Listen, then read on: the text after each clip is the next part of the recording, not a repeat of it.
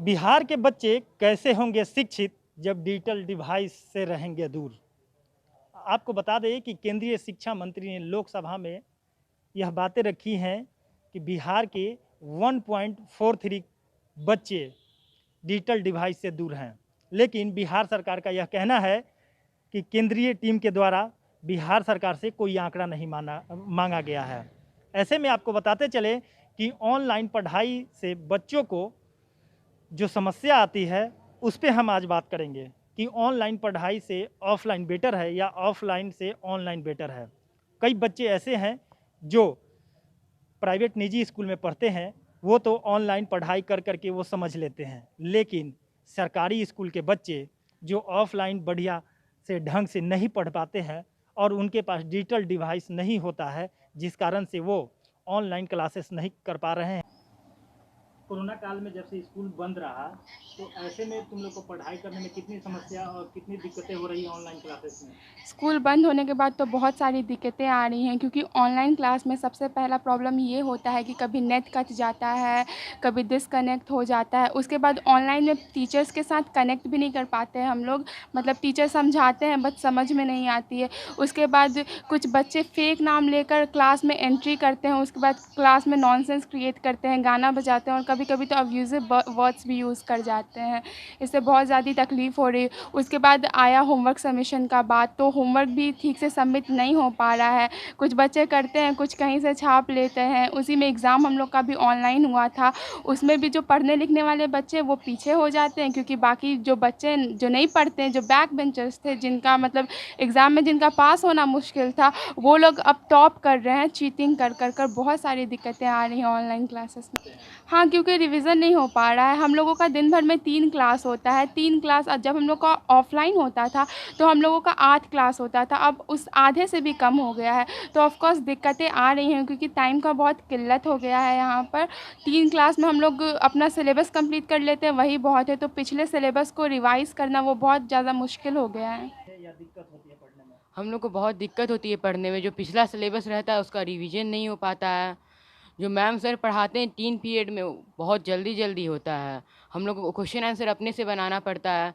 कभी कोई सर से दिक्कत होता है तो वही 45 मिनट का क्लास है, उसी में पूछना पड़ता है। सर मैम भी पढ़ाते हैं, कोई-कोई बच्चा आके फिर उसमें भी इरिटेट कर देता है क्लास के बीच में। सर जितना पढ़ाते हैं उतना समझ में आता है। पिछला महीना क्या हुआ था वो सब हम लोग भूल जाते हैं, रिवीजन नहीं हो पाता इसलिए। एग्ज़ाम होता है तो हम लोग तो पढ़ के देते हैं, हम लोग पीछे हो जाते हैं। जो बच्चा चीटिंग कर रहा है वो एकदम टॉप कर जाता है आजकल। मतलब ऑनलाइन से अच्छा होता है ऑफलाइन? हाँ, ऑफ़लाइन ऑनलाइन से बहुत अच्छा होता है। ऑफ़लाइन में हम लोग का एकदम अच्छा से पढ़ाई होता था, गेम्स भी होता था। अभी हम लोग का कुछ नहीं हो रहा है। 3 पीरियड में पढ़ाई होता है, उसमें भी कभी-कभी बहुत बच्चा आके डिस्टर्ब कर देते हैं क्लास को। ऑनलाइन क्लास केवल मजबूरी है। ऑफलाइन क्लास जो होता है उसमें बच्चे ठीक ठाक से समझ पाते हैं। इसलिए सरकार का जो निर्णय हुआ है कि ऑफलाइन क्लास अब शुरू होगा, निर्णय काफ़ी सराहनीय है। बच्चे को क्लास में तो काफ़ी दिक्कत है। वो तो जो अमीर परिवार के लोग हैं उनके पास मोबाइल है, वो लोग अपने बच्चे को पढ़ा पाते हैं। लेकिन जो बच्चे सरकारी स्कूल में पढ़ते हैं उन बच्चों को तो ऑनलाइन पढ़ाने का कोई सुविधा नहीं है। और ख़ास तौर से हमारा बिहार राज्य काफ़ी गरीब है, इसलिए सरकार को चाहिए कि गरीब बच्चों का भी ध्यान दें। अमीर बच्चे तो किसी न किसी प्रकार पढ़ लेते हैं और गरीब बच्चों के साथ काफ़ी समस्या है। इस समस्या के समाधान के लिए ख़ास तौर से जो सरकारी स्कूल है उसमें भी ऑनलाइन शिक्षा की व्यवस्था होनी चाहिए।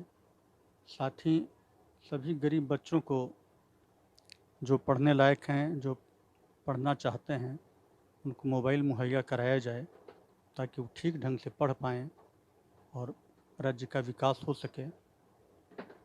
बिल्कुल नहीं, ऑनलाइन में बच्चे नहीं समझ सकते हैं ठीक तरीके से और कुछ डिस्कशन नहीं ठीक से कर पाते हैं। कोई क्वेरी होती है वो नहीं सॉल्व हो पाता है उनका। और मुझे नहीं लगता कि ऑनलाइन बेटर है, ऑफ़लाइन ही होना चाहिए। बच्चों की पढ़ाई ऑफ़लाइन नहीं होने से बहुत सारी प्रॉब्लम्स बच्चों के साथ नज़र आ रही है। क्या ये मानती हैं आप परिजन के नाते कि बच्चे जो पहले जो याद करके रखते थे, जो याद करते थे पिछली कक्षा में, वो अब भूलने लगे हैं?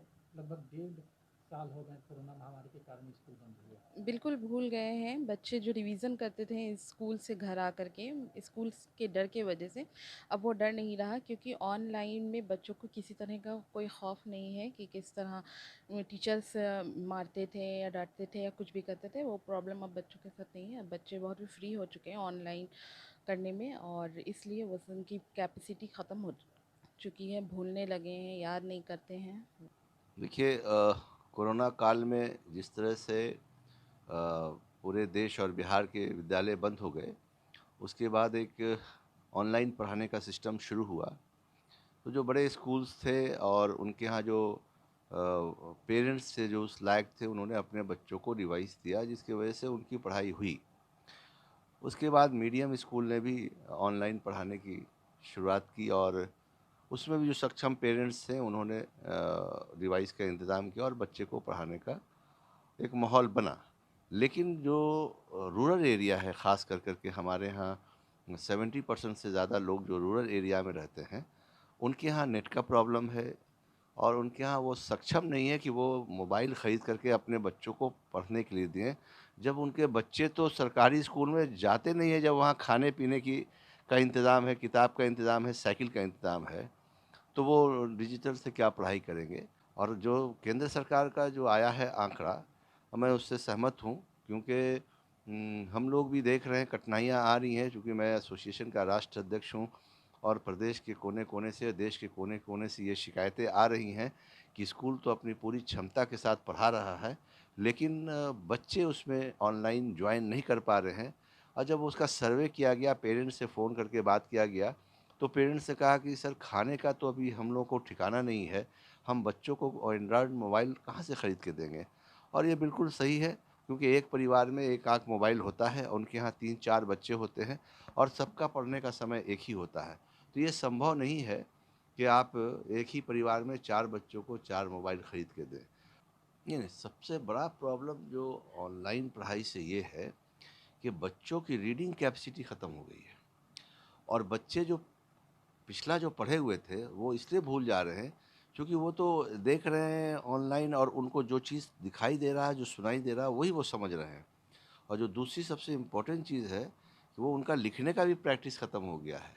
अगर उन बच्चे जो एक पेज अगर 5 मिनट में लिखते थे, आज अगर उनको कहा जाए 1 पेज लिखने के लिए, तो उसमें आधे घंटे लग रहे हैं। तो कई तरह के नुकसान हैं।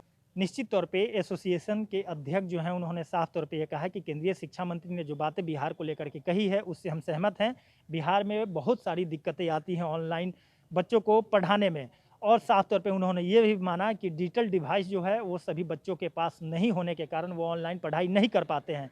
ऐसे में उन्होंने बिहार सरकार जो निर्णय लिया है कि 7 तारीख से 9 और 10 की क्लासें खुल रही हैं और 16 अगस्त से जो सभी स्कूलें खोल दी जाएंगी, तो बच्चों को काफ़ी पढ़ने में सहूलियत होगी।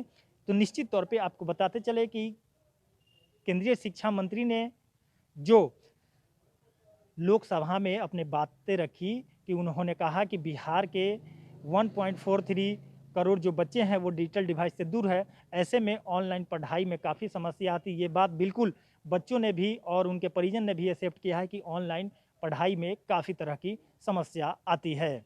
सहयोगी अशोक के साथ नीरज कुमार, ईटीवी भारत, पटना।